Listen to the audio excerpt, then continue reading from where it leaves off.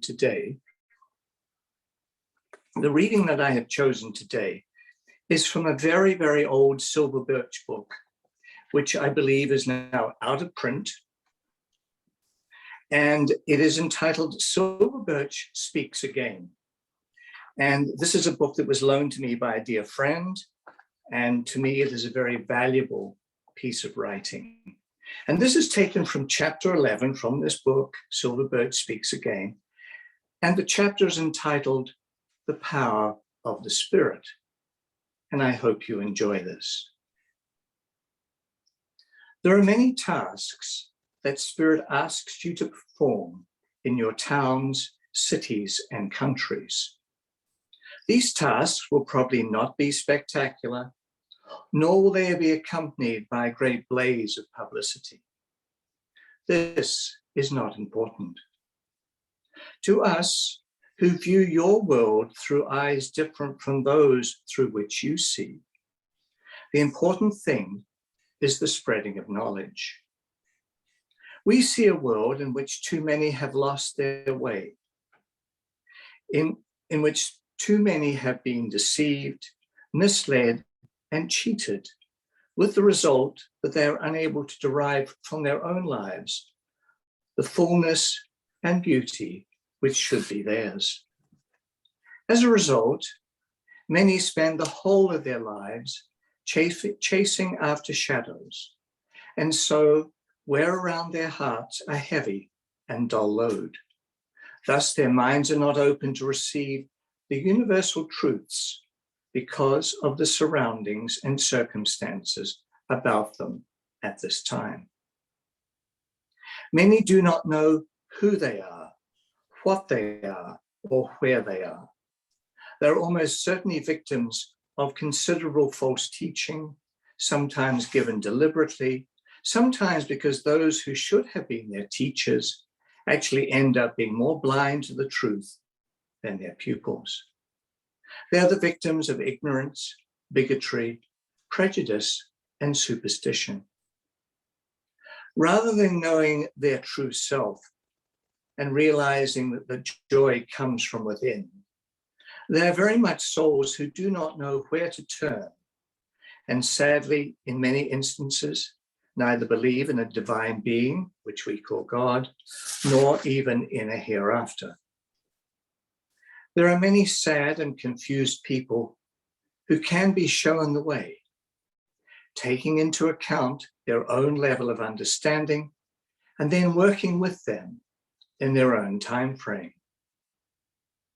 Helping those to become aware of the Great Spirit's plan shows in part the infinite purpose which was conceived and directed by eternal love. If, in the end, you can only help one person, only one, then rejoice, for that transforming energy is the power of the Spirit working through you. And so as your power of Spirit develops and unfolds, and as you enable your gifts to be used for divine purposes, then you are absolutely fulfilling the purpose of your being. There are many who do not understand that when the Nazarene, Jesus, said, "Seek ye first the kingdom of heaven, and all these things shall be added unto you," he was indeed expressing a literal truth, not a parable, but an absolute truth. Those who wish and seek to be true instruments of the Spirit will absolutely have the other things added to them, that being more knowledge, more wisdom, more inner peace, and more understanding of the true essence of love. The kingdom of heaven is within. How often have we heard this? But do know that the Great Spirit has placed a portion of its own divinity within each of you, so that you are always spirit of its Spirit, and that this bond which joins you and me is forever indestructible. There are many great and simple truths which the majority of your world have forgotten. In order for the reduction and the dissolving of chaos, disharmony, and disruption of everything in your world order, these simple truths and principles must be re-remembered and brought into focus once again. The fundamentals of genuine spirit ideals can and will provide the enduring systems of cooperation, harmony, and peace amongst all those who walk the earth. The task of developing these spiritual truths, and so helping others whenever and wherever you can, was given to each of you at birth. It is now up to you, each of you, to act upon and to put into practice that which you came into this world to do. Always know that it is the power of the Spirit which works through you, each of you, at all times. And this power is always governed by the essence of love. Thank you so much for listening. Silver birch has been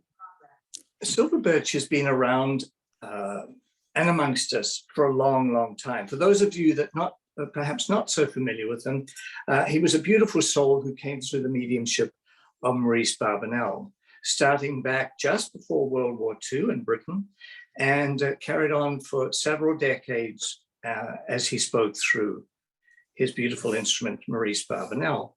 This was one of the earlier books, Birch Speaks Again, one of the earliest books that were published from the various seances that took place with Birch speaking, and it was taken down in shorthand, and later they compiled them into some of these beautiful lessons, and beautiful words were compiled into book form. But this really resonated with me because the chapter was called The Power of the Spirit. And I would say that just in the past 18 months, almost 2 years, each and every one of us around the world have been really tested through the onset of COVID, tested in many, many different ways that we may never have been tested before. And when I say tested, I think the testing came in the fact of us having to perhaps look inside ourselves more and saying, who am I? What am I experiencing here? What is the purpose of this? Now, we do know it is a virus. It's a much more lethal virus than the common cold virus, but along a similar pathway. But this, even though the flu affects millions of people every year around the world, in both hemispheres, this is really, the COVID virus has really gripped the whole world. And its effects are being felt even now as are experiencing the beautiful Olympic Games in Tokyo, Japan. But it is these challenges, such as the coronavirus, which really help us, I believe, look within ourselves and say, who am I? What am I to learn from this? And if with this learning, how can I move forward in a more positive and a more loving way? These challenges have been faced by each and every one of us across the whole globe. And it's not easy. Many, many, many have lost loved ones in the many countries of the world from COVID. And this is devastating. Many are still feeling the effects of what COVID has left in its trail and in its wake. Many are still experiencing bouts of COVID throughout the whole world. But above all of that, we know that many great plagues, and I would really term this a plague, have inflicted our earth for many, many generations over countless hundreds of years. But whenever this happens, whatever happens in our lives, these are times for us to sit back and rather than say, perhaps, why me? We could say, not only why not me, but what am I to learn from this? I was taught a long, long time ago, and I was very fortunate to have had some beautiful teachers along my pathway. It's not what happens to us. It's how we react to what happens to us. That's where the lesson in our lives occurs. And when we say, how do we react to what happens to us? Those are the moments when we need perhaps to call even more on that energy, which you could call the power of spirit, you could call God, the divine. It doesn't matter what you call that energy. But these are the times to say, help me, show me, guide me. We know, because we live under a world of free will, that we must ask. We must ask those in the spirit world to help us and to guide us. From that divine energy down to all our beautiful helpers that we have around us each and every day. We know from our experiences that this divine energy can only operate through a being, be it spiritual and spiritual physical. The power of God cannot work on its own per se. It needs a vehicle. And this is what Silver Birch was talking about. We can be those vehicles, those instruments, for that power to work through to help others. I've never read that before, that we were actually given this power at birth. And when I read that, I thought, wow, that's a very powerful statement. Because a lot of us, when I'm sure almost all of us here, when we were born, we just got on with our lives as children, and then through teenageship, and then into young adults and beyond. But many of us who are on screen today, and I would say really all of you, have come to an understanding that there's more to life than just the physical. There's more to life than just what we can see, hear, feel, touch, and see. I know each of you here have experienced many hardships, some really quite disastrous. Some of these events that have gone in our lives, that happened in our lives, have been very joyous and overwhelmingly wonderful. And that is what life is like, the highs and the lows, the good and the not so good. But when we come to an understanding that we actually don't walk alone, it is a very arresting revelation to come. When it came to me, and I know it's come to each of you, when we realize that we don't walk alone. We are constantly surrounded by this energy, which you can call life. But this life, this energy, which gives everything life, everything that we see and know and love, is governed and energized and animated by this energy, this power of the spirit. And this power is not something intangible. It appears intangible until you ask for it to work through you. And when you do, everything around you changes. It may be very small, or it could be quite large and overwhelming. But when we actually say, help me, I need your energy at this time, step back and wait for a few moments and allow those thoughts to come to you. And they're not necessarily your thoughts, they're coming from something higher.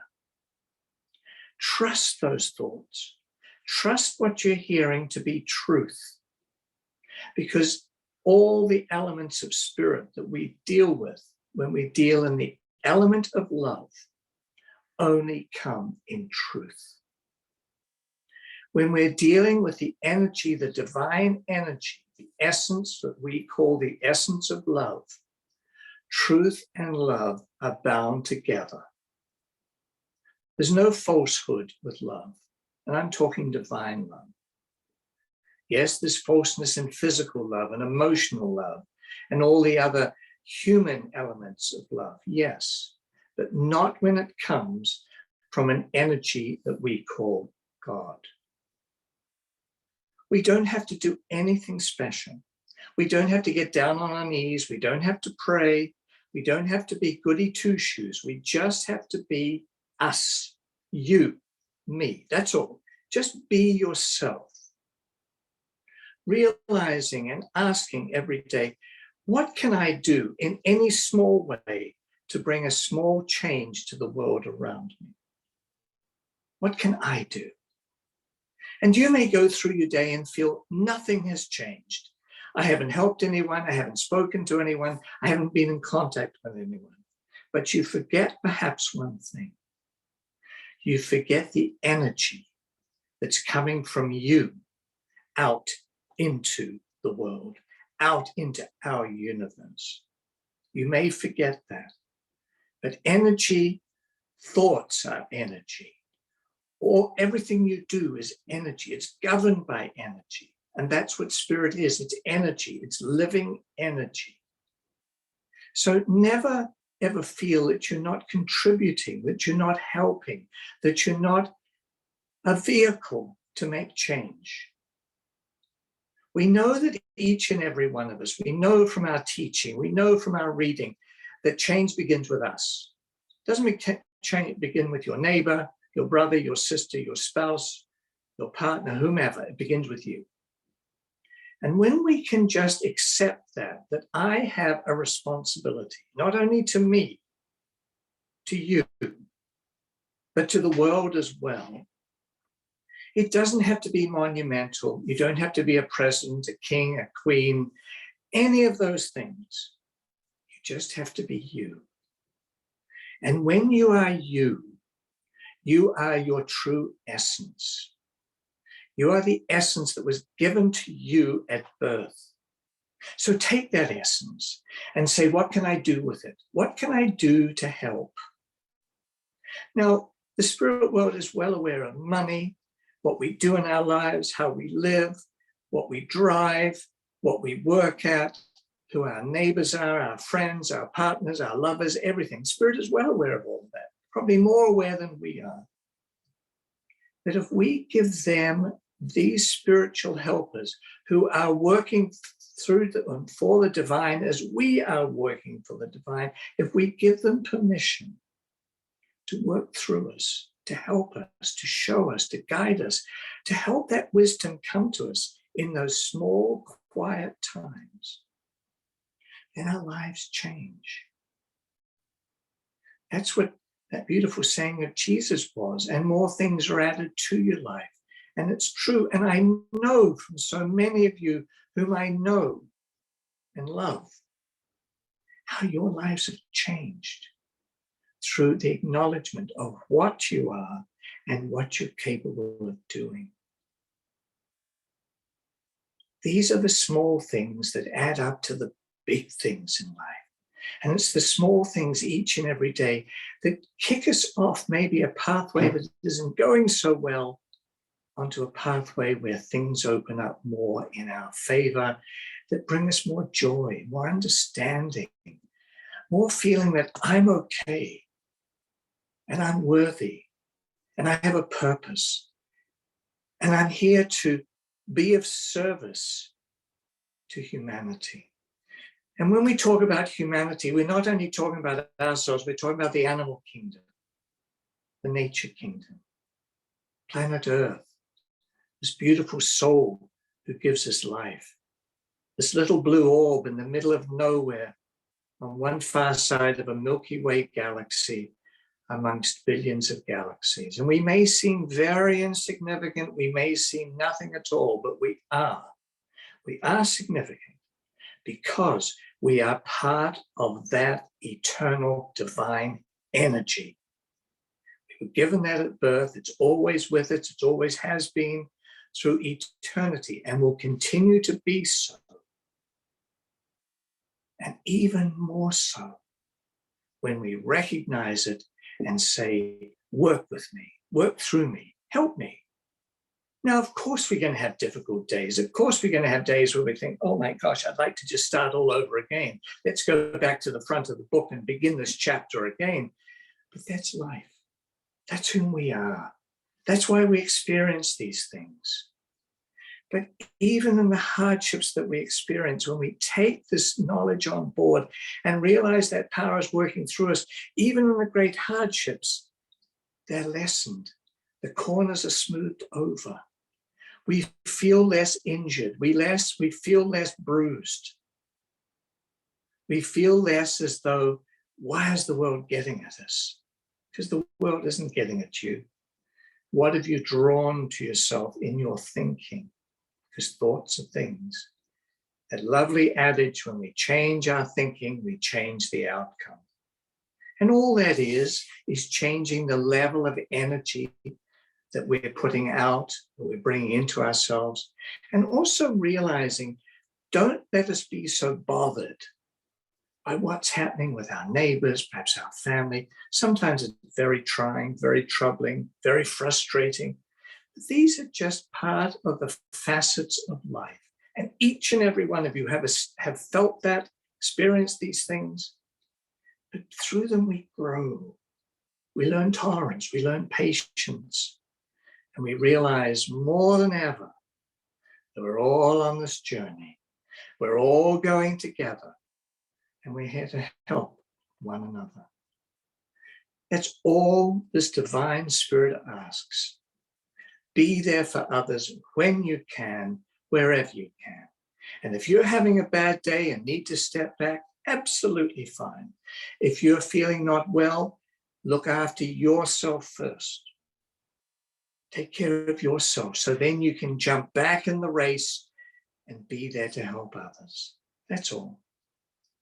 Life is simple if we make it simple. It can be very complicated if we add all those facets to us and we let our ego perhaps run roughshod over us. We can just talk to ourselves, say to ourselves, look, I'm better than this. I've got a purpose. Be there for me, Great Spirit. Be with me. Love me as I love myself. And then your lives change. I know so many of your lives have changed. My life has changed. And it's still challenging. But somehow the challenge seems easier to cope with. And that's simply because when we do and understand, we allow that power, that energy, to be fully part of our lives. It never takes over our lives. It never rules us. It is simply there to assist, guide, and bring us through. We can accept this and just go with this. Life becomes truly quite beautiful. When I look at all of you today, I'm so blessed to know you as dear friends, acquaintances, and I thank you for the love that you've sent out today, not only to me and to Melba, but to each and every one of us, and at the same time, the love you send to this beautiful world that we call planet Earth. Thank you for listening.